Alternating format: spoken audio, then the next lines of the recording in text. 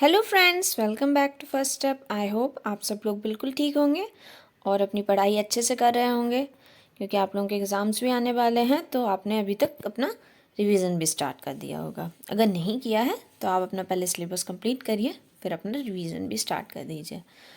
तो करेंटली मैंने जो एनसीईआरटी की सीरीज़ स्टार्ट करी है, उसमें हमारी जो फर्स्ट एनसीईआरटी है वो क्लास 10th की साइंस की एनसीईआरटी है। उसमें हम लोग 2-3 चैप्टर्स कंप्लीट कर चुके हैं। उनकी प्लेलिस्ट भी मैंने चैनल पे बना दी है। उसमें सारे जो पूरा चैप्टर है उसकी सारी वीडियोस लाइन वाइज पड़ी हैं, तो आप वहाँ से सारी वीडियोस को देख सकते हैं, अपना रिवीजन कर सकते हैं। और अगर आप चैनल पे न्यू हैं तो इसे सब्सक्राइब करना बिल्कुल मत भूलिएगा और नोटिफिकेशंस को भी ऑन कर लीजिएगा, जिससे आप कोई भी वीडियो को मिस ना करें। ओके, सो करेंटली हमारा chapter 4 carbon and its compound चल रहा है। इसमें भी बहुत सारा पोर्शन कंप्लीट हो चुका है। तो अगर आपको केमिस्ट्री में कोई भी डाउट्स नहीं चाहिए अपने पूरे चैप्टर में ना, तो वीडियो को ना, जो भी चैप्टर हो ना, उसकी जो फर्स्ट वीडियो से आप देखना शुरू करा करिए। पहले इंट्रोडक्शन पार्ट देखिए, उसके बाद जो सारी टॉपिक्स लिंक्ड होते हैं। तो अगर आप लाइन वाइज नहीं देखेंगे ना, तो आप मिस कर जाएंगे चीज़ें और फिर आपको आगे के पार्ट समझ में नहीं आते, इसलिए फिर आपको डाउट होते हैं। तो अगर आप स्टार्टिंग से देखेंगे ना सारे पार्ट्स, तो आपको ईजिली सारी चीज़ें समझ में आ जाएंगी। और अभी हम लोगों का जो करेंटली आज टॉपिक चलना था वो है नॉमेनक्लेचर। बट हमने लास्ट वीडियो में क्या क्या देखा था, एक बार मैं आपका थोड़ा सा रिवीजन करा देती हूँ फास्टली। हमने सबसे पहले कोवेलेंट बॉन्डिंग पढ़ी थी। कार्बन कैसे कोवेलेंट बॉन्ड फॉर्म करता है। ये आयनिक बॉन्ड फॉर्म नहीं करता है, ये आयंस नहीं बनाता है, ना पॉजिटिव ना कैटायन ना एनायन, कोई भी नहीं बनाता है, क्योंकि ये अपने इलेक्ट्रॉन की शेयरिंग करता है, ना कि डोनेशन करता है। ना किसी से लेता है ना किसी को देता है, बस क्या करता है, अपने इलेक्ट्रॉन्स की शेयरिंग करता है। इस कारण ये कोवेलेंट बॉन्ड बनाता है। कोवेलेंट बॉन्ड उतना स्ट्रांग नहीं होता जितना आयनिक होता है, बट फिर भी स्ट्रांग होता है। सिर्फ कार्बन ही नहीं कोवेलेंट बॉन्ड बनाता है, और भी एलिमेंट हैं, जैसे हाइड्रोजन है, हम लोगों ने पढ़ा था। ऑक्सीजन भी पढ़े थे, फिर नाइट्रोजन भी पढ़ा था, कैसे double bond, triple bond, single bond, सारे हम लोगों ने इनके फॉर्मेशन करा था कोवेलेंट बॉन्ड का। उसके बाद हम लोगों ने एलोट्रोप्स पढ़े थे कार्बन के। इलेक्ट्रॉन डॉट स्ट्रक्चर भी पढ़ा था, कैसे बनता है किसी भी कंपाउंड का, कैसे इलेक्ट्रॉन की शेयरिंग होती है। ऑक्टेट पूरा 8 इलेक्ट्रॉन से कंप्लीट होना होता है। एलोट्रोप्स में 3 एलोट्रोप्स पढ़े थे, डायमंड, ग्रेफाइट एंड बर्कमिंस्टर फ्लोरेंस। कुछ नहीं होता, बस फिजिकल प्रॉपर्टी के बेसिस पे कार्बन किस अलग अलग स्ट्रक्चर में पाया जाता है वो होते हैं उसके एलोट्रोप्स। ठीक है। उसके बाद हम लोगों ने कार्बन का नेचर पढ़ा था कि कैसे कैटिनेशन प्रॉपर्टी शो करके ये बहुत सारे कंपाउंड्स बनाता है हमारे एनवायरनमेंट में, और अप्रॉक्स सारी चीज़ों में कार्बन का कुछ ना कुछ अमाउंट प्रेजेंट होता है। और ये टेट्रावेलेंसी शो करता है, जिसके कारण ये चार तरफ से 4 बॉन्ड्स फॉर्मेशन करता है। और भी एलिमेंट्स के साथ सिर्फ कार्बन कार्बन आपस में नहीं लिंक होते हैं, हाइड्रोजन है, नाइट्रोजन है, ऑक्सीजन है, क्लोरीन, ब्रोमीन, इन सब के साथ भी बॉन्ड फॉर्म करके डिफरेंट टाइप्स ऑफ कंपाउंड बनाता है। दूसरा, हम लोगों ने ये फिर पढ़ा था कि 2 टाइप के कार्बन कंपाउंड होते हैं, सैचुरेटेड एंड अनसैचुरेटेड। सैचुरेटेड कौन से होते हैं, जिसमें सिंगल बॉन्ड प्रेजेंट होता है कार्बन कार्बन के बीच में। अनसैचुरेटेड वो होते हैं जिसमें डबल बॉन्ड या ट्रिपल बॉन्ड प्रेजेंट हो सकता है कार्बन कार्बन के बीच में। उसके बाद हम लोगों ने चेन्स पढ़ी थी, ब्रांचेस पढ़ी थी, रिंग्स पढ़ी थे, कैसे कार्बन डिफरेंट डिफरेंट फॉर्म में एग्जिस्ट करता है, मतलब कंपाउंड का फॉर्मेशन करता है, चेन स्ट्रक्चर होता है। उसी में कार्बन अगर ब्रांच से जुड़ा हुआ है, 2 कार्बन एक साथ जुड़े हुए एक सिंगल कार्बन से, तो ब्रांचिंग हो जाती है। फिर हम लोगों ने क्या पढ़ा था, साइक्लिक स्ट्रक्चर भी पढ़ लिया था कार्बन का, और उसमें ही हम लोगों ने स्ट्रक्चरल आइसोमर भी पढ़ा था, कैसे ब्रांच और जो चेन स्ट्रक्चर होता है वो डिफरेंट होता है, बट क्या होता है उसका स्ट्रक्चर डिफरेंट होता है, बट मॉलिक्यूलर फार्मूला सेम होता है। फिर हम लोगों ने एक चीज़ और पढ़ी थी, एल्केन, एल्कीन, एल्काइंस क्या होते हैं। एल्केन वो होते हैं जिसमें सिंगल बॉन्ड प्रेजेंट होता है कार्बन कार्बन के बीच में। एल्कीन वो होते हैं जिसमें डबल बॉन्ड प्रेजेंट होता है कार्बन कार्बन के बीच में। और एल्काइन में ट्रिपल बॉन्ड प्रेजेंट होता है। फिर हम लोगों ने थोड़े से फंक्शनल ग्रुप पढ़े थे, जैसे अल्कोहल, एल्डिहाइड, कीटोन। ये फंक्शनल ग्रुप क्यों कहलाते हैं, क्योंकि ये अगर कार्बन के साथ अटैच होते हैं तो उनकी प्रॉपर्टी को चेंज करते हैं। जो फंक्शनल ग्रुप लगा होता है उसी के अकॉर्डिंग वो कंपाउंड फंक्शन करता है, मतलब नेचर शो करता है। फिर हम लोगों ने होमोलोगस सीरीज़ देखी थी। होमोलोगस सीरीज़ में क्या हो रहा था कि जो स्टार्टिंग मेन चेन होती है वो सेम होती है, बस उसमें क्या होता है थोड़ा सा चेंजेस होते रहते हैं। ठीक है, जैसे CH, अगर हम लोगों ने बहुत सारे एग्जाम्पल पढ़े थे, जैसे केमिक, यहाँ पे इसके आप एक बार डेफिनेशन रीड कर सकते हैं, यहाँ पे दे रखी हुई है। A series of compounds in which the same functional group substitute for the hydrogen in a carbon chain is called homologous series. मतलब क्या होता है कि सिर्फ यहाँ पे फंक्शनल ग्रुप चेंज होता रहता है, जो हाइड्रोजन हटा के उसके बाद बन जाता है। अगर आप इसको एक बार रीड करेंगे तो आपको फिर से समझ में आ जाएगा, वरना आप प्रीवियस वीडियोज़ को डिटेल में इससे पढ़ सकते हैं।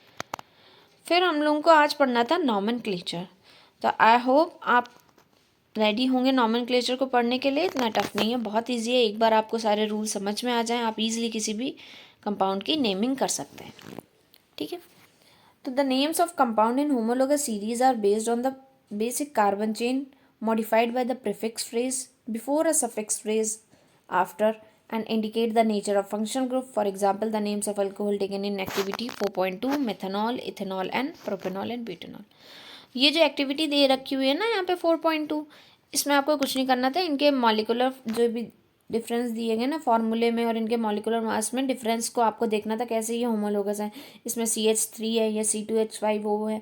तो ये डिफरेंट मतलब अल्कोहल्स ही हैं. बस इसमें क्या है CH2 की एडिशन हो रहा है. आप हर जगह पे देखेंगे एक कार्बन ऐड हो रहा होगा, 2 हाइड्रोजन ऐड हो रहे होंगे, इसलिए ये homologous.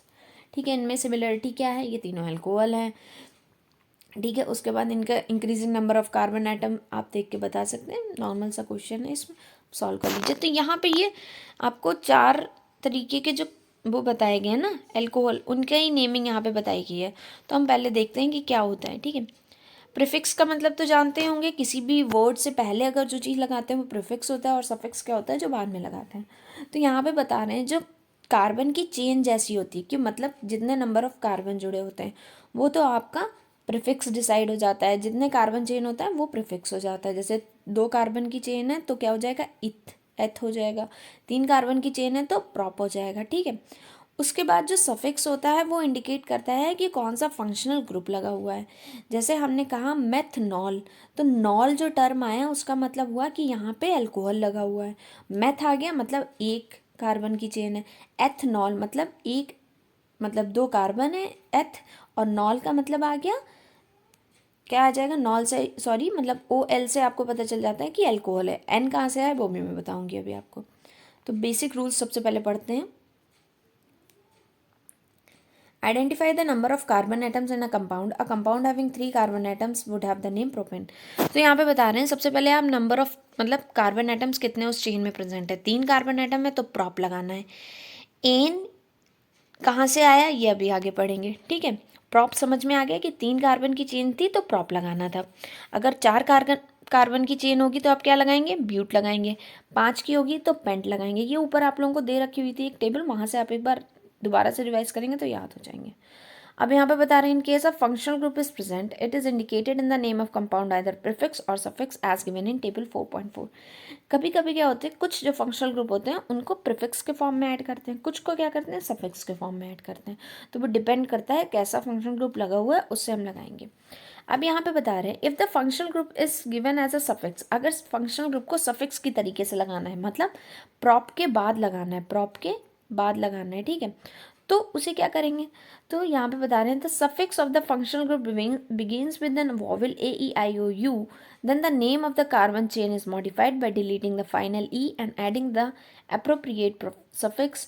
For example, a 3 carbon chain with ketone group would be named in the following manner propene, propane. तो ये कैसे बनाकर देखते हैं, बेसिक सी चीज़ देखते हैं. पहले मैं आपको बताती हूँ ये इन कहाँ से आया. क्या होता है कि अगर एल्केन होता है ना तो उसमें क्या लगता है, एन लग जाता है. अगर सिंगल बॉन्ड प्रेजेंट है 3 कार्बन की चेन में तो वो हो जाएगा प्रॉप एन.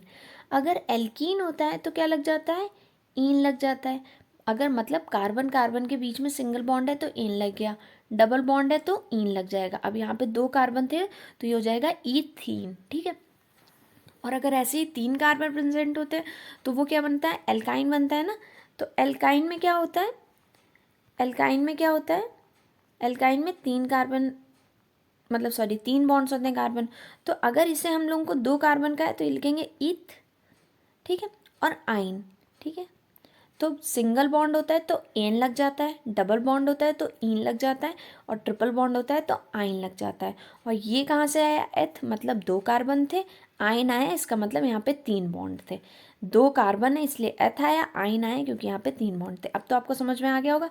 अगर हम प्रोपेन का स्ट्रक्चर बनाते हैं तो प्रॉप मतलब 3 कार्बन की चेन, एन से पता चला सब में सिंगल बॉन्ड है तो यहाँ पे ये ऐसे करके बाकी हाइड्रोजन लगा देंगे हम लोग. ठीक है. एन से पता चला सिंगल बॉन्ड है. अब यहाँ पे बता रहे हैं जो अगला पॉइंट है, पॉइंट 3 आपका, कि फंक्शनल ग्रुप अगर सफिक्स में लगना है और लास्ट में आप देख रहे हो कि एन में ई आ रहा है, इन में भी ई आ रहा है और लास्ट में देखिए यहाँ पे आइन में भी ई आ रहा है. तो ये कह रहे हैं जो नेम होगा, जैसे प्रोपेन था नेम, ठीक है, अब आपने उसमें से एक हाइड्रोजन हटा के वहाँ पे कीटोन ग्रुप लगा दिया, ठीक है। तो कीटोन ग्रुप चलो नहीं देखते, पहले हम अल्कोहल ग्रुप देखते हैं जो हमने उन्हें पढ़ा था। हमने लिया था एक कंपाउंड, मान लीजिए हमारा ये था 1 2 3 कार्बन का प्रोपेन था, ठीक है। इसकी नेमिंग कर लेते हैं हम लोग, ये हाइड्रोजन, ये हाइड्रोजन, ये हाइड्रोजन, ये हाइड्रोजन, ये हमारा बन गया प्रोपेन, प्रोपेन। अब हमने क्या किया है, इसमें से एक उसको लिया, एक हाइड्रोजन को हटाया, ठीक है। एक हाइड्रोजन को हटा के हमने यहाँ पे क्या लगा दिया, OH लगा दिया, मतलब एक नया फंक्शनल ग्रुप लगा दिया। तो अब जब पहले तो ये प्रोपेन था, बट अब यहाँ पे OH लग गया तो इसका नेम भी बदल जाएगा। तो क्या होगा कि यहाँ पे ये जो E लगा हुआ है, E को हटा के तो यहाँ पे OH लगा हुआ है, OH का मतलब होता है एल्कोहल। तो एल्कोहल को बनाने के लिए हम लोग दे देते हैं प्रोपेनल, तो इसका नाम हो जाता है प्रोपेनल, PROPANOL। तो ये हो जाता है ऐसे। ऐसे ही इन्होंने अगर यहाँ पे आप हाइड्रोजन की जगह पे क्या लगाएंगे, कीटोन ग्रुप लगाएंगे, तो कीटोन ग्रुप में क्या हो जाता है नेम ना इसका, कीटोन ग्रुप में यहाँ पे क्या होता है डबल, यहाँ पे एक हाइड्रोजन और हटता है क्योंकि कीटोन में यहाँ पे से, चलिए लगा रहने दीजिए, यहाँ पे तो हाइड्रोजन लगा रहेगा, ये यहाँ पे लगाते हैं अब, चलिए ठीक है। यहाँ पे हम लोगों ने अब लगाया है डबल बॉन्ड करके, सॉरी ओ लगा दिया, तो ये कीटोन ग्रुप हो जाता है। जब ये कीटोन ग्रुप हो जाता है तो यहाँ पे इसका नेम हो जाएगा प्रोपेन, ई हट के ONE, ओन लग जाता है क्योंकि यहाँ पे कीटोन है। जो फंक्शनल ग्रुप होता है उसका नेम होता है, ये आपको ऊपर टेबल में दिया हुआ है, मैं दिखाती हूँ कि अगर एल्कोहल लगा हुआ है, एल्कोहल लगा हुआ है तो ये हो जाएगा आपका OH में, ठीक है, OL। और अगर यहाँ पे कीटोन लगा हुआ है तो ONE हो जाता है, ठीक है। कार्बोक्सिलिक एसिड है तो ओइक हो जाता है, एल्डिहाइड है तो अल हो जाता है। ऐसे करके नेम चेंज हो जाते हैं। ये मैं आपको पूरा बता दूंगी जब आगे नेमिंग करेंगे हम लोग थोड़े से एग्जांपल्स। तो ये पॉइंट तो समझ में आ गया होगा कि प्रोपेन में 3 कार्बन की चेन थी तो उसका ई हटा दिया हमने और फिर वहाँ पे ओन लगा दिया क्योंकि हमने वहाँ पे कीटोन ग्रुप लगाया था। नेक्स्ट पॉइंट पे आते हैं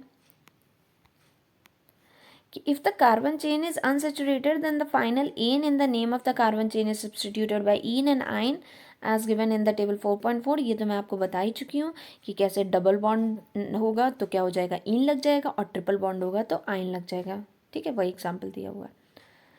अब हम लोग देखते हैं यहाँ पे थोड़े से और एग्जाम्पल देखते हैं। आई होप आपको समझ में आया होगा, जितने भी पॉइंट्स बताए थे वहाँ से इतना क्लियर ना हो तो एग्जाम्पल से बिल्कुल क्लियर हो जाएगा। अब यहाँ पे देखिए, यहाँ पे हेलो एल्केन बताया गया। हेलो मतलब हेलोजन ग्रुप लगा होगा। हेलोजन ग्रुप कौन कौन से थे मैंने बताए थे, क्लोरीन, ब्रोमीन, या फिर यहाँ पे वो लग जा रहा है फ्लोरीन लग जा रहा है, ठीक है। तो ये होते हैं हेलोजन ग्रुप। अब ये भी एक तरीके का फंक्शनल ग्रुप होता है, बट जब इनकी नेमिंग करते हैं तो इनका नाम आगे लगता है, प्रीफिक्स की तरीके से लगता है। बट हमने जब एल्कोहल को फंक्शनल ग्रुप लिया था तो उनका नाम कैसे लगा था, पीछे लगा था, मतलब सफिक्स लगा था, ई हटके क्या लग गया था, OL लगा दिया था। बट जब हम हेलो एल्केन की बात करते हैं तो इनका जो नेम होता है वो प्रीफिक्स की तरीके से यूज़ होता है। देखिए यहाँ पे से आपने एक हाइड्रोजन हटा के Cl लगा दिया है, यहाँ पे दिख रहा है Cl मतलब क्लोरीन लगा है। तो इसकी जब नेमिंग करेंगे तो आप कार्बन चेन सबसे पहले गिनिए, 1 2 3 कार्बन हो गए, तो मतलब क्या हो जाएगा, प्रॉप, ठीक है। और सभी कार्बन के बीच में सिंगल बॉन्ड है तो एन हो गया। ये भी समझ में आ गया। सबसे पहले 3 कार्बन हो गए तो प्रॉप हो गया, सबके बीच में सिंगल बॉन्ड है तो एन हो गया। ये 2 काम हो गए। उसके बाद हमने देखा Cl यहाँ पे एक फंक्शनल ग्रुप लगा हुआ था। तो कौन सा फंक्शनल ग्रुप है, Cl। और हमें पता है जब भी इसकी नेमिंग करते हैं तो हम इसको लिखते हैं क्लोरो, और ये एज अ प्रीफिक्स नेम होता है इसका, ठीक है। तो ये हो जाएगा क्लोरोप्रोपेन, ठीक है।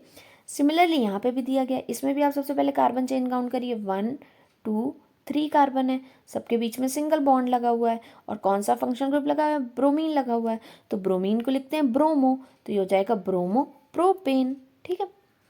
यहाँ पे अब एल्कोहल की बात बताई गई है। यहाँ पे देखिए लिखा भी हुआ है, एल्कोहल को एज अ सफिक्स यूज़ करते हैं। सफिक्स मतलब नेम के बाद में आता है।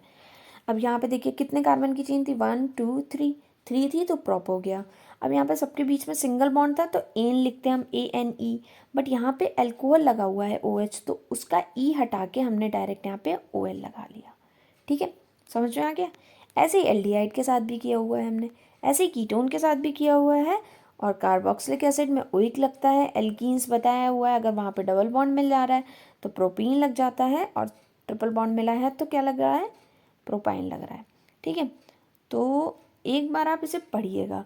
मैं इसको दोबारा से जब इसके थोड़े से क्वेश्चंस कराऊंगी ना, इसमें थोड़े से एग्जांपल्स जो यहाँ पे दिए हुए हैं इनकी जब हम लोग नेमिंग करेंगे ना, तो आपको ये अच्छे से क्लियर हो जाएगी सारी नेमिंग जब आप खुद से करके देखेंगे। ऐसे तो यहाँ पे आपको समझ में नहीं आ रहा होगा, ऑलरेडी स्ट्रक्चर बना हुआ है, आराम से दिया हुआ है।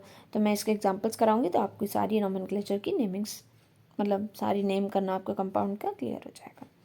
और कल ये क्वेश्चंस कर लेंगे, उसके बाद हमारी क्या बचेंगी, सिर्फ कार्बन की केमिकल एक्टिविटीज़ बचेंगी। और एक हमारा और टॉपिक इसमें इम्पॉर्टेंट है, वो क्या है, सोप का प्रिपरेशन है आई थिंक से यहाँ पे हमारे उसमें, तो वो भी पढ़ना होगा हम लोगों को। तो वो दो इंपॉर्टेंट मेन टॉपिक्स बचे हुए हैं, एक तो सारी इनकी केमिकल एक्टिविटीज़, केमिकल प्रॉपर्टीज़ बची हुई हैं, और उसके बाद हम लोगों को सोप का फॉर्मेशन देखना है। ठीक है, तो आई होप आपको ये कार्बन की नॉमेनक्लेचर थोड़ा बहुत तो समझ में आया ही होगा। बाकी कल जब एग्जांपल्स करेंगे तो बिल्कुल क्लियर हो जाएगा।